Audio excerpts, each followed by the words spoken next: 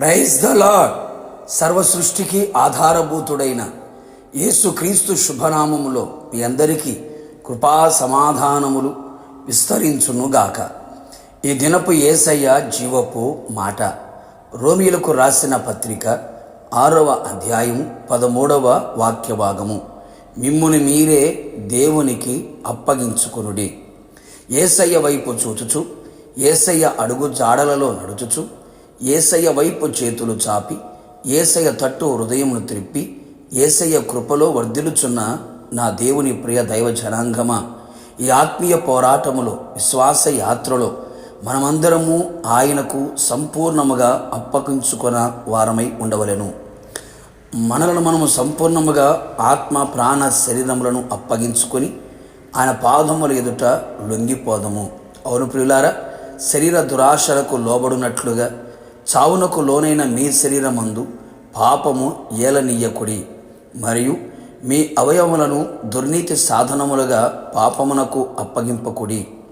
నీతికి సాధనములుగా మీ అవయములను దేవునికి అప్పగింపవలెను. సమస్త అవయవ నిర్మాణకుడైన యేసయ్యను ఆరాధించున్నట్లుగా, ఘనపరుచున్నట్లుగా, కొనియాడునట్లుగా ఉండవలెను. మనుషులకు కాక, లోకమునకు కాక, పాపమునకు కాక, అపవాదికి కాక సంపూర్ణముగా యేసయ్యకు అప్పగించుకొని జీవించదము.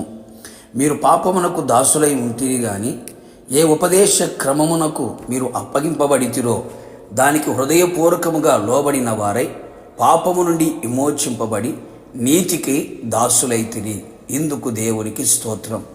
ఇప్పుడు పాపము నుండి విమోచింపబడి దేవునికి అప్పగించుకొని దేవునికి దాసులైనందున పరిశుద్ధత కలుగుటయే మీకు ఫలము, దాని అంతము నిత్య జీవము.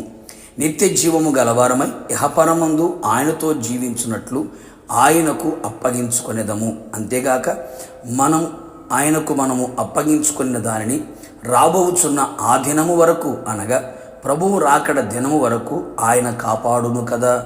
మీ ఆత్మయు శరీరమును జీవమును మన ప్రభువైన యేసుక్రీస్తు రాకడ యందు నిందారహితముగాను సంపూర్ణముగా ఉండునట్లు కాపాడునుగాక.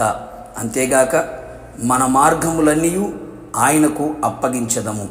అప్పుడు ఆయన మనం నడవవలసిన మార్గమును మనకు బోధించును, నడిపించును, జీవ మార్గమును తెలియజేయును.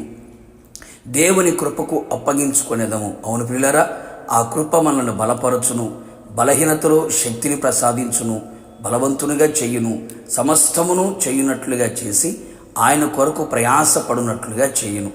ఆయన వాక్యమునకు అప్పగించుకునేదము. ఆ వాక్యము మనలను గద్దించి, బుద్ధి చెప్పి, హెచ్చరించి, ప్రకటించును, పవిత్రపరచును, మహిమగల సంఘముగాను ఆయన ఎదుట నిలబెట్టును.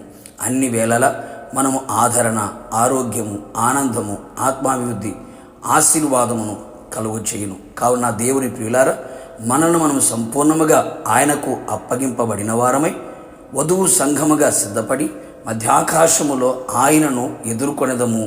ఆయనతో యుగయుగములు నిలిచి ఉండేదము. ప్రార్థన.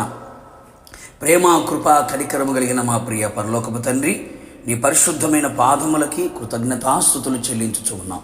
మీరెంతైనా నమ్మదగిన దేవుడవు, నీ ప్రజలను ప్రేమించే దేవుడవే ఉన్నావు.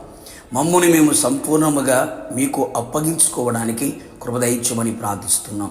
నీ ప్రజలందరూ కూడా ప్రభువా, అపాద మస్తకం నీకే అంకితమంటూ నీ పాద సన్నిధికి చేరి ఉండగా వారందరినీ కూడా మీరే బలపరచమని ప్రార్థిస్తున్నాం. అంతవరకు కాపాడమని కోరుతున్నాం. అలాగే తండ్రి, మీకు స్తోత్ర, నీతిగా దాసులుగా ఉండునట్లుగా మీ వాక్యమునకు, మీ కృపకు తండ్రి సంపూర్ణముగా అప్పగించుకొని ప్రభు రాకడ వరకు, మీరు వచ్చు వరకు తండ్రి కాపాడబడినట్లుగా మీరు కృప దయచేయమని మమ్మల్ని మీకు అప్పగించుకుంటూ తగ్గించుకుంటూ యేసు నామములో అడిగి పొందుకొని ఉన్నాము తండ్రి, ఆమేన్. నిశ్చయముగా మీరును మీ కుటుంబ సభ్యులందరూ యేసయ్యకు సంపూర్ణముగా అప్పగించుకొందురు గాక. ఆయన వలన సంపూర్ణ ఆశీర్వాదములు అనుభవించుదురు గాక. God bless you.